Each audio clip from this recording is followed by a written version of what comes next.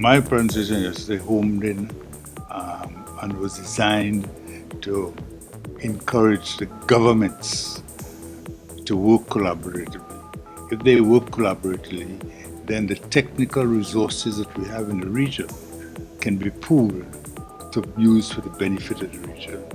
Not only technical resources, but the financial resources could be pooled. So you have to start at that level in order to get the citizenship involvement.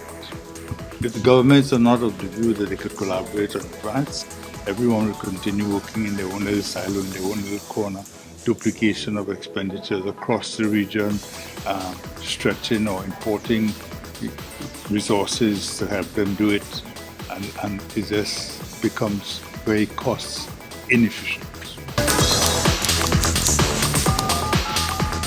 The format of the thing was, first of all, I started off by showing what are the benefits and the opportunities that collaboration brings. And I just record some of those for you. Some of those benefits would be a shared vision. Do we have a shared vision of what the Caribbean should look like in the use of ICTs? Collaboration would help us distill that vision.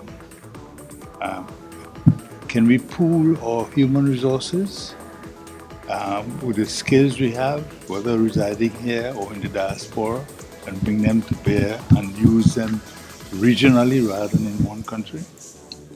Can we engage in a cooperative manner of funding our expenditures, funding our investments?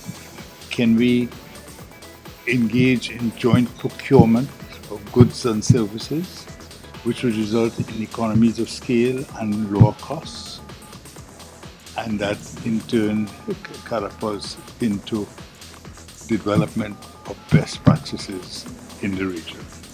So that's the benefits accruing out of a collaborative effort. Having said that, I then demonstrated how we can build, how we can have a governance structure to manage the collaboration.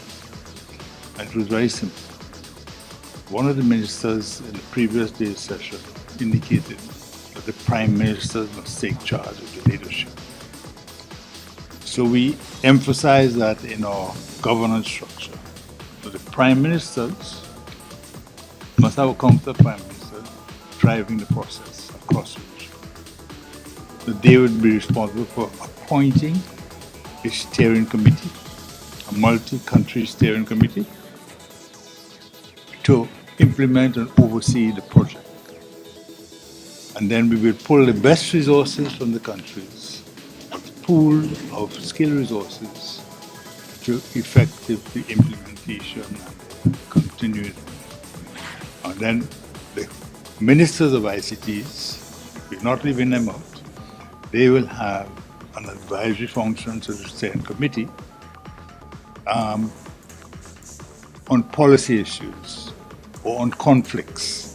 If they can't agree or they don't know, they think they need some ministerial direction, the Council of Ministers will feed into that loop.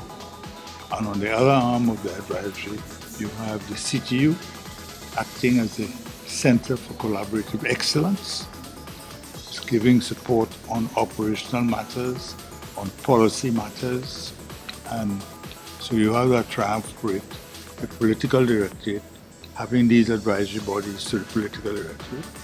All we want the Prime Minister to do is to endorse it and say, we want this to happen. The others will do the work.